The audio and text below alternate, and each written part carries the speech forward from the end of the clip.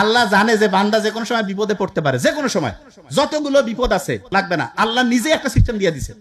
কি বিপদ? যে ভাই মন খুব খারাপ, খুব টেনশন, কিছু ভালো লাগে না, বুক ধরপড় করতেছে, খাওয়ার রুচি নাই, ঘুম আসে না, এই যে যত সমস্যা, কাউকে ডেকে কথা বলতে পারছি না, কিছু নাই, আলহামদুলিল্লাহ আল্লাহর কাছে শুকরিয়া আদায় করে সাথে সাথে হচ্ছে বুক ভরে শ্বাস নিব, শ্বাস ছাড়তে থাকবো, বুক ভরে শ্বাস নিব, শ্বাস ছাড়তে থাকবো।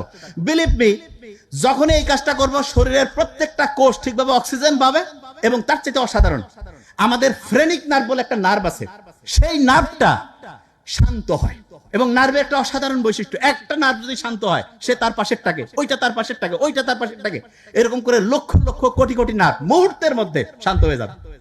বুক ধরপড় কমে গেল, খাওয়ার রুচি চলে আসলো, ভয় কেটে গেল, রাতের ঘুম ঠিক হইলো।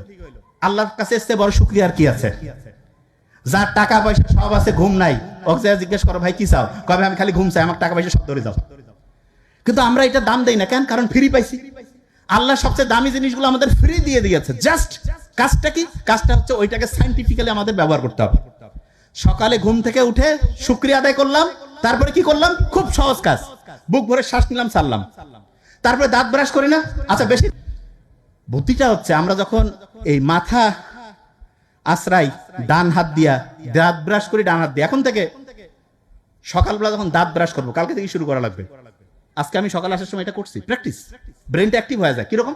বাম হাত দিয়ে দাঁত ব্রাশ করবো, বাহ কত সুন্দর। মাথায় যখন চুলটা আশ্রাবো, বাম হাত দিয়ে। আমি যখন প্রথম বিছানা থেকে নামার সময় যখন পা ফেলবো, খেয়াল করতে হবে আমি ডান পা ফেললাম না বাম পা।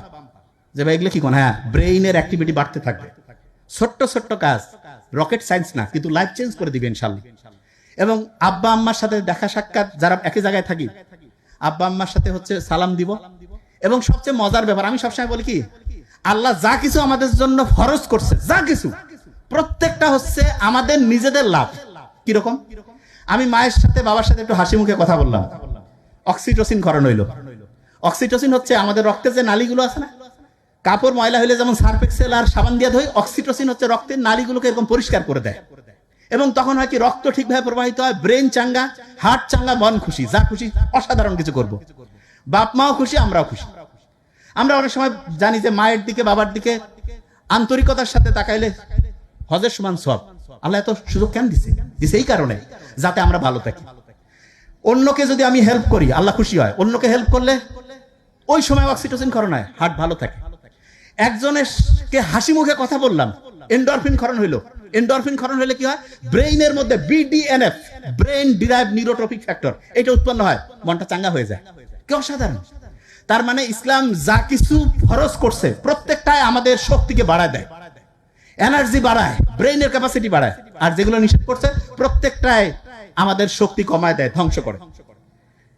এখন থেকে ইসলাম মানবো, আল্লাহ তো খুশি হবেই, তার সাথে মানলে আমার উপকার হবে। আল্লাহ বলছে তুমি যদি আমার ইবাদত করো, আমার কিছু নাই, তোমার লাভ। তুমি যদি আল্লাহকে অস্বীকার করো, তাতে আমার কিছু নেই, তোমার ক্ষতি।